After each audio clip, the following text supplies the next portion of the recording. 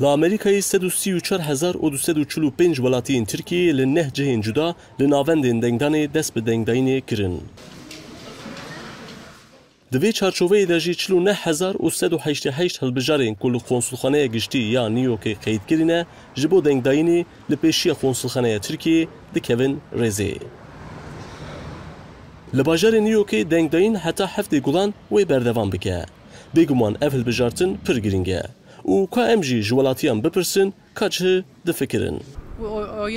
هلبجارتنا ایسال جبو devlet همه پر گرینگه. از گوهرتنه که مزن هم جبو دموکراسی همه و هم جی بو کمارپریزی همه هیوی دکم. از باورم کو هر تشت و پر خوش به.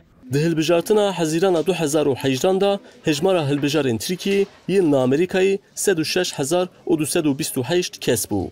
لیرو اف هجمار درکتیه 134,245 kesan. O dengdar dibêjin ew ji bo guhartinê deng didin. Şu anki durumdaki em divê rewşa niha da hezir dikin guhartina bibînin û ka em çawa dikarin bi awayekî cuda berdewam bikin. Me dengê xwe ji bo xwe û bû bixêrtiriyê da em berew pêşerojê ji xwe bi bawer diçîn.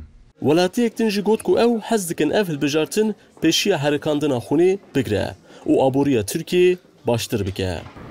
Ve oldukça önemli bir seçim, tarihi bir seçim. Ez bêguman li hêviya guhartinekê me. Ev hilbijartineke dîrokî ye. Rewşa aborî li Tirkiye daketiya asteke gelekî xerab û ev jî her kesî bi fikar dike. Kî were bila were rewşa Tirkiye heta 10-15 salên din jî nayê guhartin. Hêjeyê gotiniye ku di hilbijartina 2018 da li Amerîkayê CHP ji sedî 49 deng wergirtibû û bû partiya yekem.